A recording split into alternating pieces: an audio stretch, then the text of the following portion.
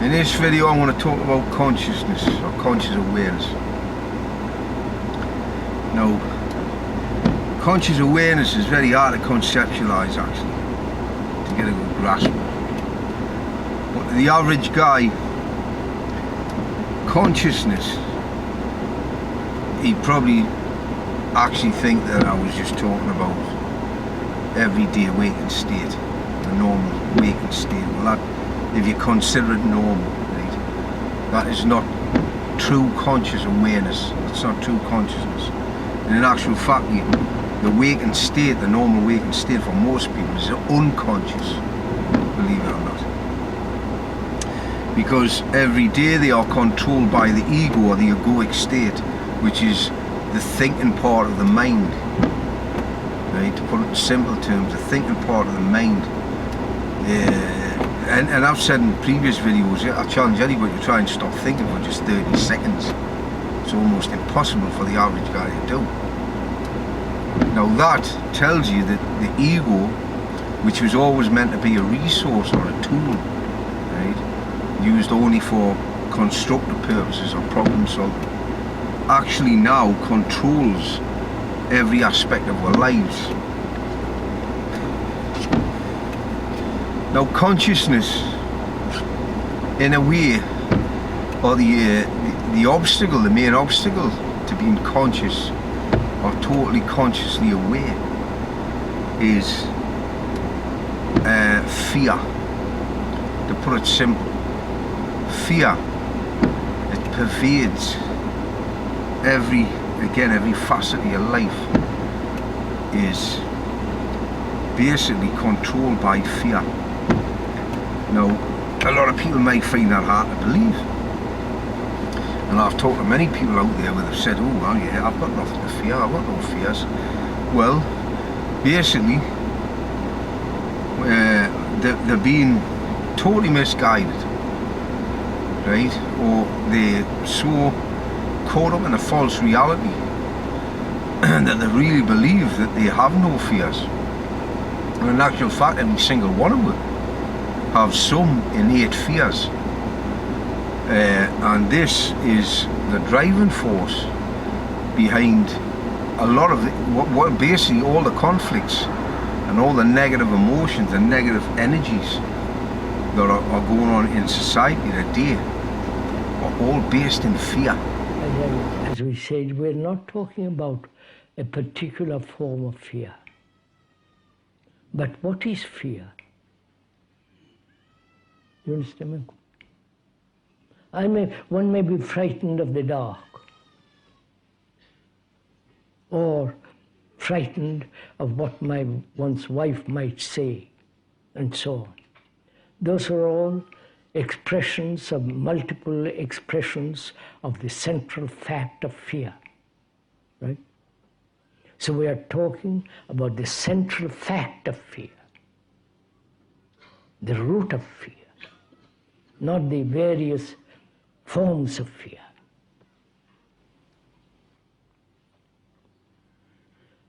And what is the root of all this? And fear has been one of the major factors of our life, not only now, but in the past millennia, centuries upon centuries ago. The most primitive people were frightened of thunder, lightning, so they made that into God. You understand? Anything that we are frightened of, we make it into God or into something to be worshipped or something to be killed. Probably that's what we are doing now.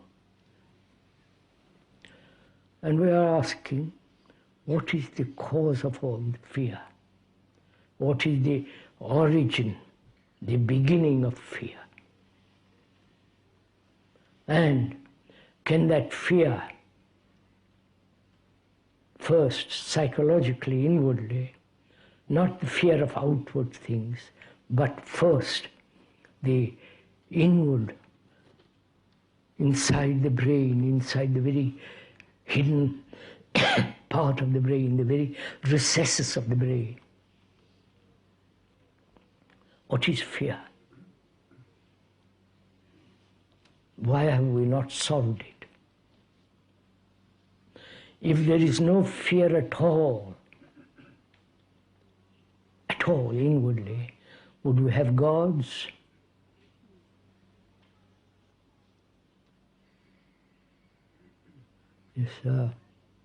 It's fear that's creating gods. So what is the root of fear?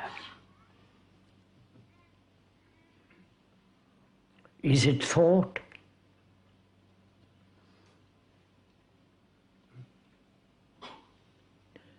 Thought being the accumulated memories born of knowledge, experience, and thought born of knowledge, and knowledge being limited, so thought is limited. Is fear subjectively first, inwardly first? Is that fear born of thought?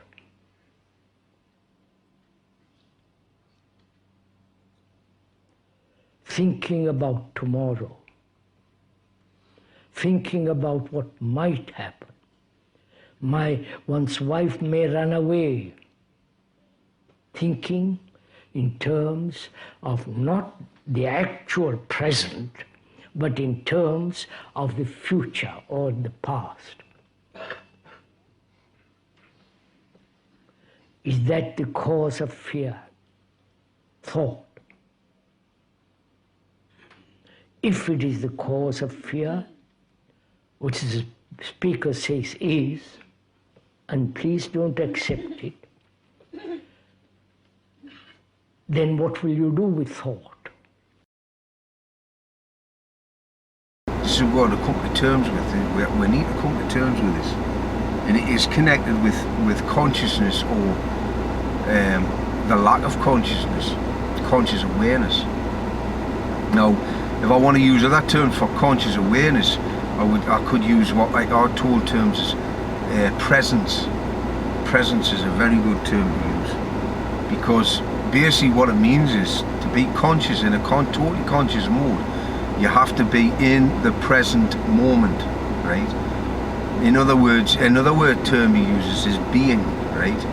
This is very connected with spirituality, Buddhism, not religion, right?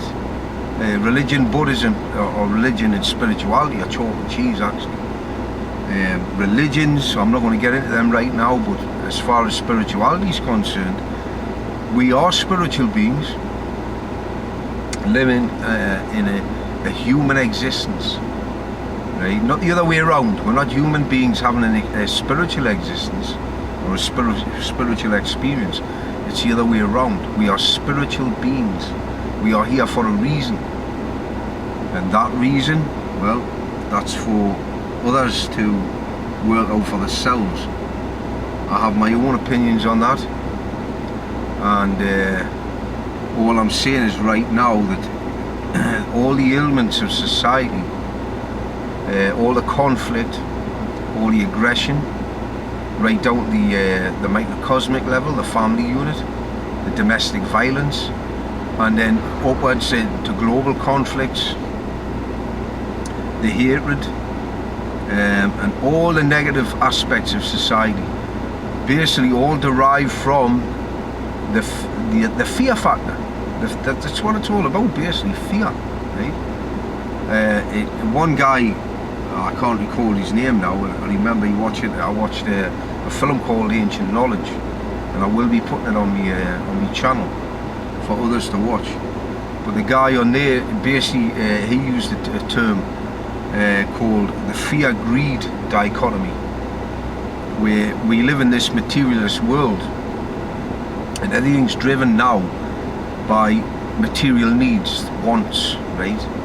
Needs, not necessarily needs, but wants, material wants, right? Everything is being driven, our basic human desires are being catered for, and over the past at least a couple of thousand years, the ego has been cultivated to the point where it controls our lives entirely. Remember, I said earlier on, it was meant to be a resource, a tool, where you would use it for problem solving, constructive purposes, and then it would go on the back burner, and you're meant to live in the present moment. This is what our tool calls being, right? Simple terminology. For some people it will be very hard to grasp, but it is in a way very hard to conceptualize. But actually being in the present moment, living in the present moment, is our natural state. It's the way we're meant to live, right? This is the crazy thing about it, and we've been taken so far away from that path that we don't even understand, or we can't even grasp that concept anymore, right? Now, it is innate in all of it, right? It's there, the consciousness. We are consciousness. We are, with simple terms, we are consciousness. Know it. But it's not only the place where creativity arises, it's also the place that gives sanity to your life, to find a place of stillness, peace, aliveness, where you are not burdened by a lot of the time, unnecessary mental noise. So when you do start thinking again, it actually can be more productive. So where is that place? How do you find that place? If it's there in everyone, how do I realize that within myself? That's really the question.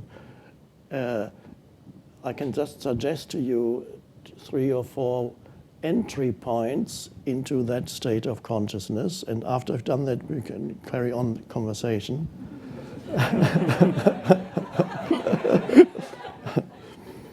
A very simple entry point, and this is why my first book is called The Power of Now, is the realization that your entire life consists of the present moment and only the present moment ever. Now, most people, perhaps in some abstract way, they know that, but they cannot sense or feel the truth of that. And I'd like to invite you to actually sense and feel the truth of what I'm saying, which even if there's a great philosopher here, he cannot possibly argue, he or she cannot argue with this statement that whatever you experience ever is present moment. Your entire life unfolds in the present moment. That's all you ever have. Most people don't live as if this were true. They live as if the opposite almost were true, as if the future moment were more important always than the next one. And that happens because of excessive identification with thinking, because usually the thoughts are about the next thing, the next, or what could happen or might happen. So if you can just come to this realization, well, this is all I ever have and ever experience is this moment. This is undoubtedly true. There is nothing else ever. Field of the body, these are all things, objects that arise in your consciousness. But if you go deeper even into the present moment, what you encounter is the most incredible secret of human life, which is you encounter the fact that at the bottom of it all, you are conscious. There is the presence that you are, without which you couldn't perceive anything. You couldn't perceive this room, and you couldn't feel the body. Without that consciousness that you essentially are, which Jesus, by the way, called the light of the world, he said to his disciples, "You are the light of the world." And these disciples were not special people, they were fishermen, so certainly he wasn't telling them that they are VIPs. They were the opposite of VIPs, and yet he said, "You are the light of the world." He also said it about himself, but he also said it about others. And so you suddenly discover that essentially, at the most essential level, the essence of who you are is consciousness, but consciousness isn't something you can say, there it is. Because consciousness cannot become an object to itself, it's the eternal subject. The I am that I am of the Old Testament, where when God is asked for his or her name, God says, I am that I am. That is the essential identity of all beings. So when we talk about the present moment, we talk about different levels of the present moment, from sense perceptions to the feeling of aliveness in the inner body, to the realization that ultimately what we call the present moment and the light of consciousness are one and the same, because that's the thing that always remains. And that consciousness, you can sense it as yourself right now, the presence that you are, even beyond the physical presence. And that is the alertness, that is the realization that is sometimes called awakening. And that is the place also of stillness, where you get out of the mental noise. And that is the source place of creativity. That is intelligence that is non-conceptual. It's primordial intelligence. And if you touch that in yourself, then at first as glimpses, as brief realizations, and then gradually integrate it into your daily life, then you can live from that place, the source, and be not only a more productive human being, but also a more peaceful human being, because then you no longer contribute to the conflict in this world, because the conflict is only created by all those humans who don't know that level in themselves. They don't know who they are. And again, to quote Jesus again, on the cross he said, forgive them, they know not what they do. And why do they know not what they do? They don't know who they are. So that's really basically the essence of spirituality, which is very simple, but for some reason, it's not taught at school. All kinds of inessential things are taught at school. But what really matters, the very foundation of human life, and it's not some belief structure. I'm not saying indoctrinate children, the children must believe. It's not belief at all. It's an experience. It's a realization. That's what needs to be taught. That needs to be subject number one at school. Who am I? And everything else is easy once you have that.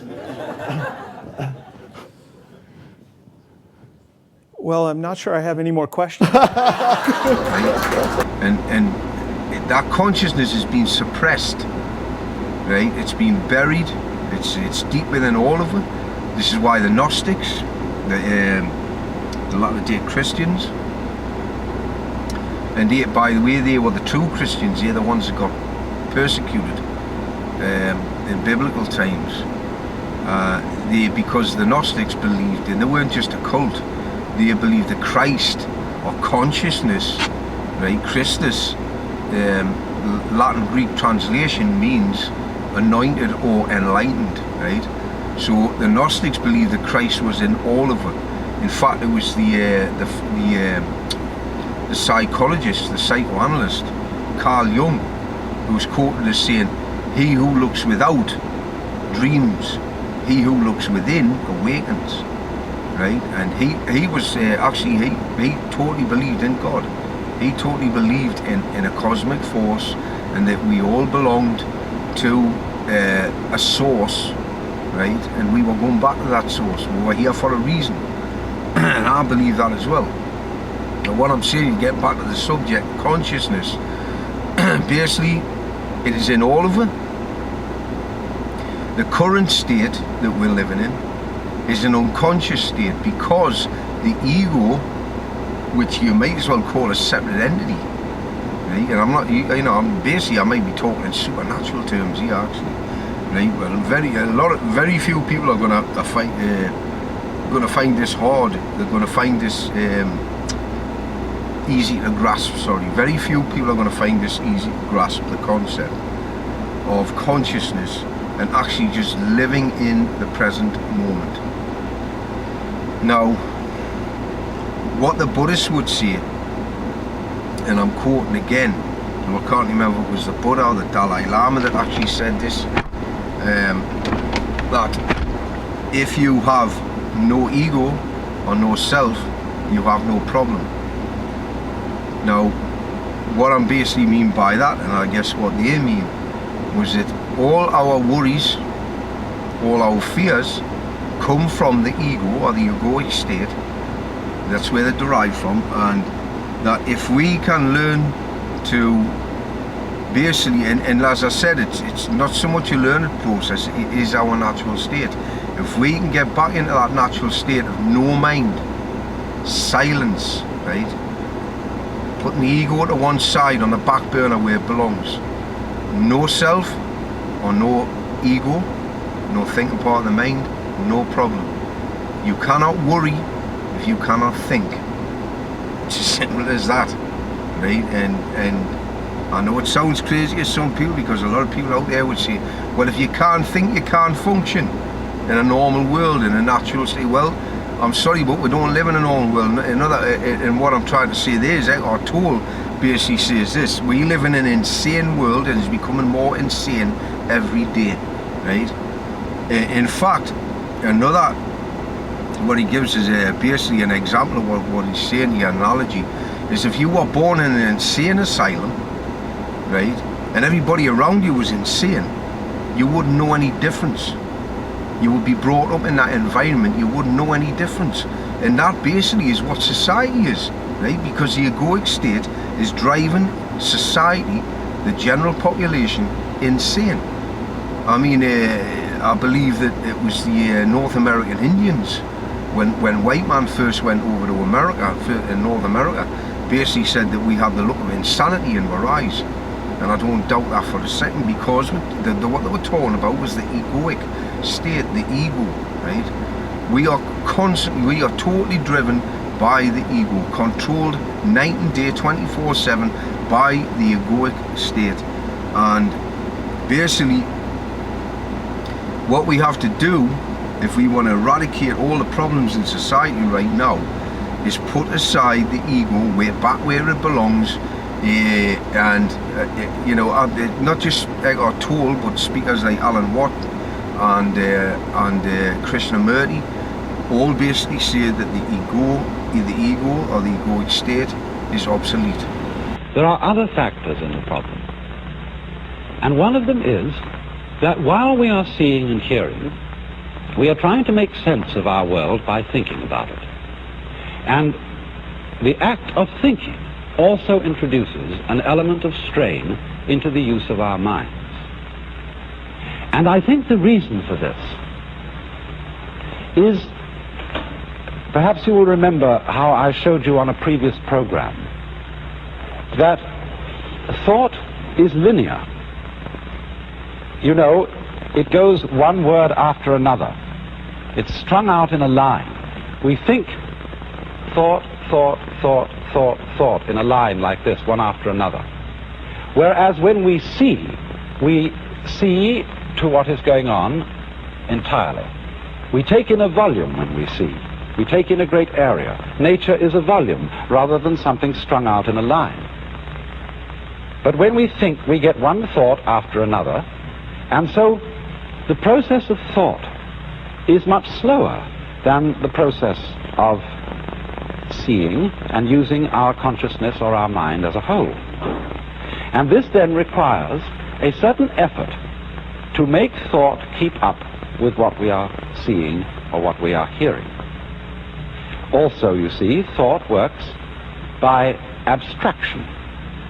What do I mean by abstraction? Well, a lot of Chinese characters are abstractions. If we take, for example, the Chinese character for man, it is written this way. Now, that was originally the head and legs of a human figure, something, you know, like this. When we draw an abstract figure of a man, everybody knows that's a man. But as a matter of fact, it cuts out a great deal of man.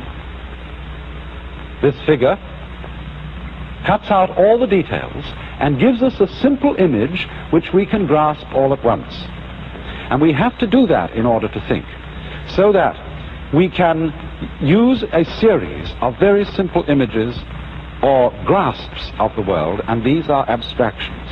And it is fundamentally in terms of abstractions that we think. Now,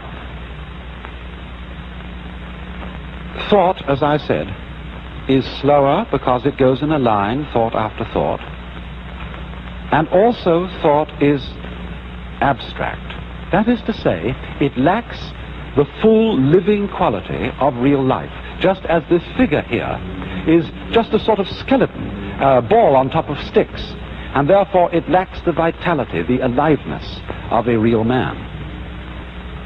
Now, the more we tend to live in a world of thought, the more we tend to live in an abstract world that is removed from and has a gap between it and the real world of nature. And as a result of this, we tend to live in a world that is in some ways unsatisfying, lacking in vitality and life. And also, people tend to think all the time. This becomes, for every civilized community, every civilized person, a sort of habit, which is like constantly talking to yourself. Now, of course, when you meet me here on the TV screen, I'm always talking, or almost always. But I assure you, I'm not always talking. I'm often silent, because after all, we have to be silent some of the time, don't we, in order to hear what other people have to say, and therefore to have something to talk about. In just the same way, our minds have to be silent some of the time if we are really to have anything to think about except thoughts. You know, there is a popular proverb which says that talking to yourself is the first sign of madness. And there's some truth in this, because constant thinking, as distinct from simply experiencing through our senses, constant thinking about our experiences, coding our experiences into words, into signs, into the symbols of thought, is a buzz that goes on day in and day out inside our heads, except when we're sleeping. And as a result of that, we begin to live in a world increasingly divorced from reality. And that is why in those Oriental cultures in India and China and Japan, it has always been considered important for everybody to spend some of his time, by no means all of his time, but some of it, not thinking, but simply in the attitude which was represented by that Chinese character which I drew at the beginning, pronounced Guan, or quiet observation. Remember this point, it's important. This is not saying that thinking is a disturbance, is a thing that human beings shouldn't do. On the contrary, it's a highly important acquisition of man. But thinking is of no real value to us unless we also can practice non-thinking, unless we can have our minds silent and make immediate contact with the real world as distinct from the world of pure abstraction. And so this leads